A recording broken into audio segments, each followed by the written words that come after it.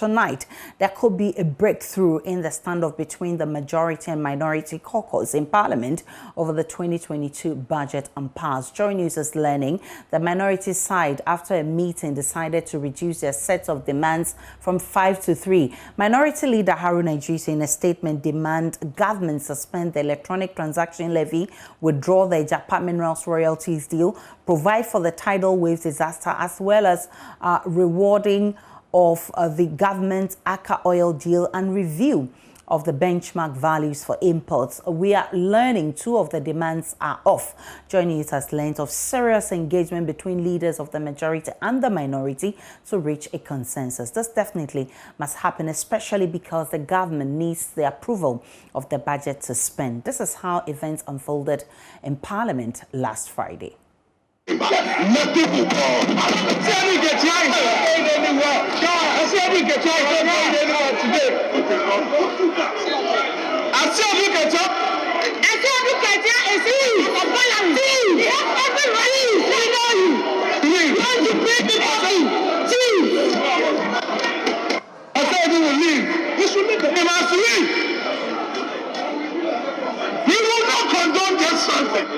think you are? Nothing of what I said.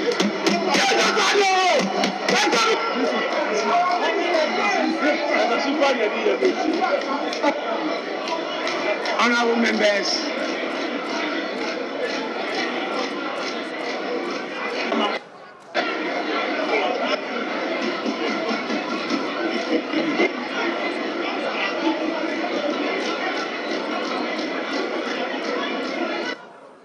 the minority, in a statement signed by its leader Haruna Idris, wants the government to suspend the electronic transaction levy. They also want the Japan Minerals royalties deal to be withdrawn and a provision made for the tidal waves disaster. Again, the minority wants a rewording of the government Aka oil deal and a review of the benchmark values. Listen to the majority leader, Oseche Mensah-Bonsu, promising the majority will tomorrow move a motion to reverse the rejection of the budget.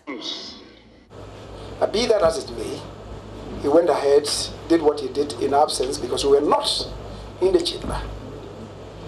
And then went ahead to state that the motion on the budget, as moved by the Minister of Finance on Wednesday, the 17th of November, is lost. That whole procedure was unconstitutional. As far as we are concerned, it's null and void. There's no binding effect on anybody.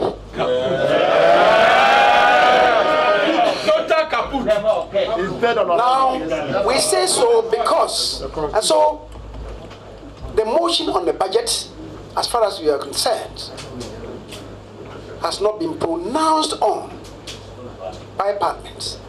It's still standing in the name of the Minister for Finance. Yeah. The constitutionality or otherwise of Parliament's decision last Friday's rejection of the budget is splitting heads. At the center of the controversy is the dictates of Article 104, which says any such decision must be taken with more than half of MPs. But the minority leader, Haruna Idris, says Parliament acted within the confines of the law. His chief whip, Muntaka Mubarak, is blaming the majority leader, Oseche Mensah-Bonsu, for failing to lead his side. I mean, it's just too unfortunate. I overheard the majority leader, Oseche Mensah-Bonsu, saying that the speaker should bow his head in shame. In essence, if anybody has to bow his head in shame, it is he, because he has become a spent layer and has how to leave his usefulness as a leader.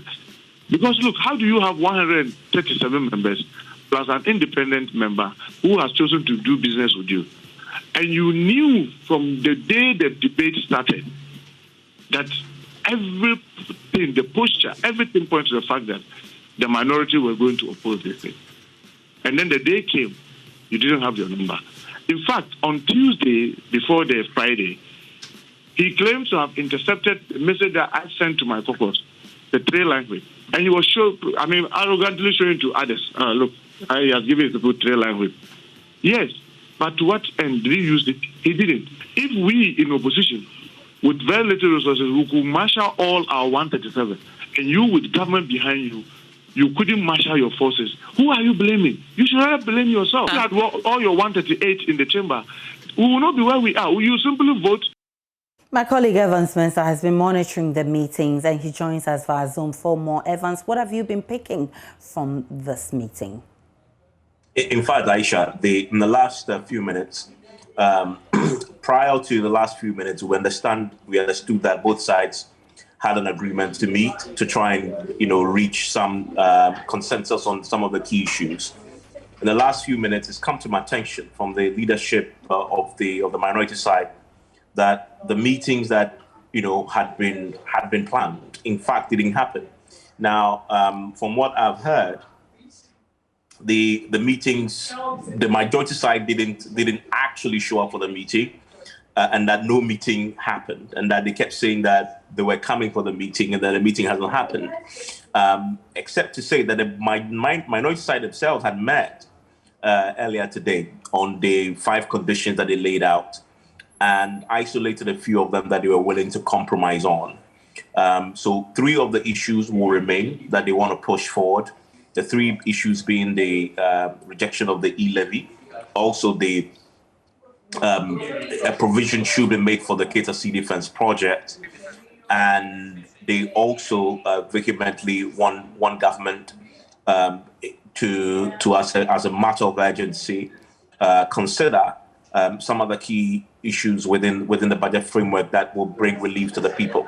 But that was done with the expectation that they were now going to go into a bigger meeting with the majority side, who they had also hoped will come with their own set of issues that they were willing to compromise on. From what I understand, that big meeting had not happened yet. There's still a fair bit of time between now and tomorrow. What tends to happen with these things is anything could happen between now and tomorrow that could change a lot. What we know will happen tomorrow, as far as the majority side is concerned, is they are determined to put through a motion of rescission that would, in essence, undo what happened on Friday, and then they can now go forward and call for a fresh vote on the budget. So with this insight, what do you envisage tomorrow, especially as the Speaker of Parliament is out of the country? I mean, tomorrow is going to be very interesting. I mean, nobody knows for sure what will play out, except for what we've heard from the majority side, that they would attempt to, file this motion of rescission tomorrow.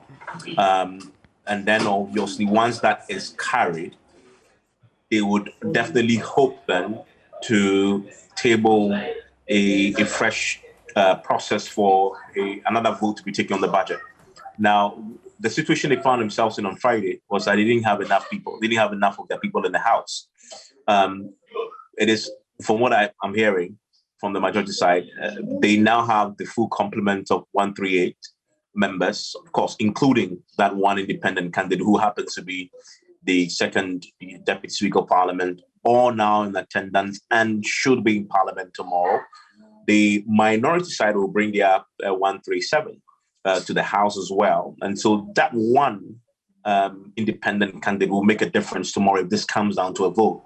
Okay. But there are people on both sides who hope that it won't come down to a vote anymore, and that the government side will make some concessions on some of the key issues that the minority had raised. And the minority side, as I've indicated, also are willing to, make some compromises. So there is consensus on the budget, so to speak. So we see normal service returns when the budget is then passed by the entire House.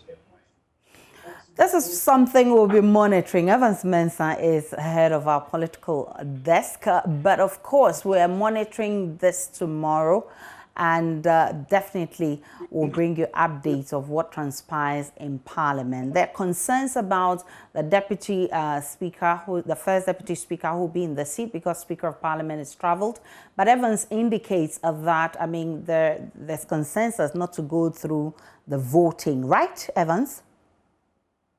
Not the consensus yet. There are people in both sides who want that approach, who want both sides to agree, find a middle ground, right? As to whether those voices will carry the day or not we wait to see what happens tomorrow. I mean, you know, in negotiations, it has to be a give and take. What are you willing to take? What are you willing to give? Something definitely has to give for this to happen.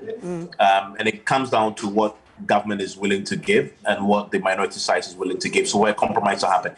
If that happens, then of course we won't see this go down to a vote tomorrow, and it will be simply be carried the way it's always been when budgets have read and Parliament is called upon to approve or reject it. All right, Evans Mensah is head of our political desk.